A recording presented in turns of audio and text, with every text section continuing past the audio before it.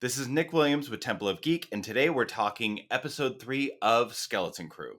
This is your spoiler warning, so if you haven't watched the episode, go watch it and come back. I am continuing to love this show. Episode 3 showed that it's still continuing with that fun, whimsical adventure that we all love. We start the show in At Attin, and more this is looking like some sort of Earth. It's futuristic, but it still looks very familiar to what we are used to. Even the neighborhood that we see is almost a futuristic ET neighborhood. We see all the parents together, very concerned, and one of the droids comes in and tells them that they can't go find the kids because they've crossed the barrier. And right away, we're setting up the idea that the parents are going to have to break the rules in order to go help their kids. And I think in doing so is going to further unravel the mystery of At Attin. And then we head to Port Borgo, where Jude and the kids are escaping the prison. And on the way, Jude is using little Jedi tricks in order to kind of impress the kids. And surprisingly, they get to the ship with ease, which is the setup because they still are missing SM-33.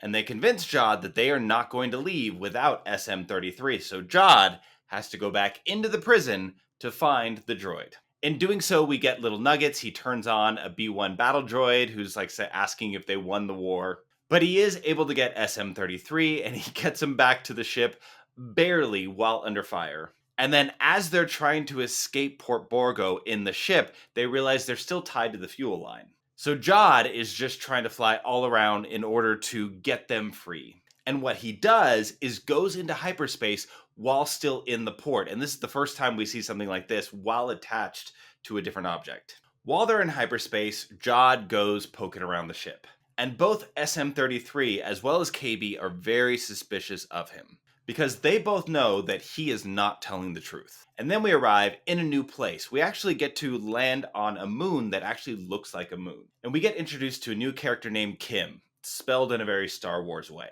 And Kh'ymm is a very interesting owl-like creature. I really like Kh'ymm. I really hope we see more of this character in upcoming episodes.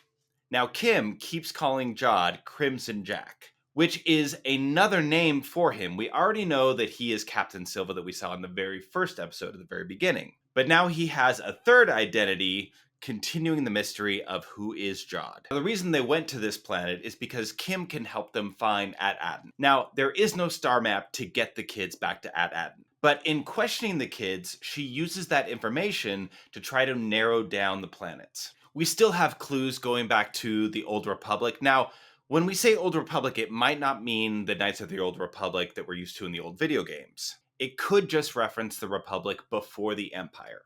Because right now we're in the New Republic era, so it could just mean anything before Order 66. We also have references to Great Works, and of course the Barrier. But just like Jude had warned them before meeting Kh'ymm, is that she might stab them in the back. Or specifically, stab him in the back. And just as he suspected, she was stalling for time. She had actually called 2 X-Wings to come in and capture Jack. Jude. Silvo. As they're escaping, KB talks to Kh'ymm, and it looks like they have a great rapport, and she could be a lot of help later on. Some of the best parts is as they're escaping, Jude has Neil take the wheel. So Neil is now driving the ship, while Jude takes Fern and Whim and puts them in gun turrets. So the 2 of the kids are now firing at the X-Wings. Thankfully, they do make it to a safe place in order to go into hyperspace. And they're using the coordinates they got from Kh'ymm.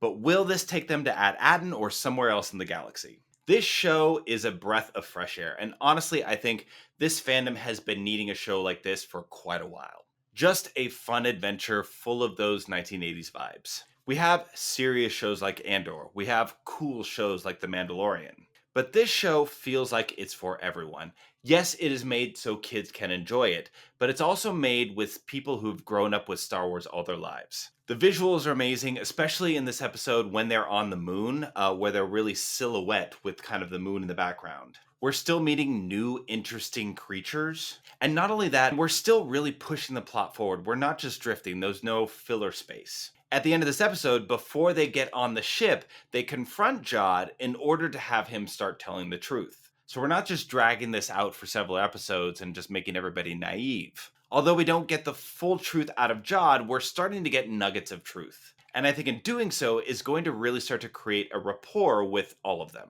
I knew after the first 2 episodes that I would really like this show, and I was really digging it.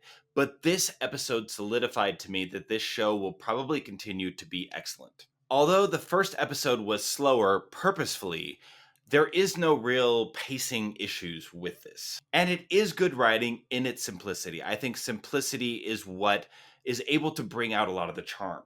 Jude Law's character is really bringing that balance of charm and scoundrel, which I think is really going to help this show. And I love the outfit that he changed into was very much a kind of scoundrel outfit. As far as the kids in this episode, the character that we get a little bit more of is KB. KB is obviously the very intelligent but also observant kid. The first 2 episodes leaned a little bit more to the other 3 kids. I also love the mystery aspect of this show because I can't fully predict exactly where they're going to go with it. The mystery and that element of intrigue is something I didn't think we would have in this show because of the previews. But seeing that there are pirates involved in this, it just makes sense. Thank you for watching, and let us know what you think in the comments. Don't forget to like this video and follow us on this platform. Again, I'm Nick Williams, and may the Force be with you.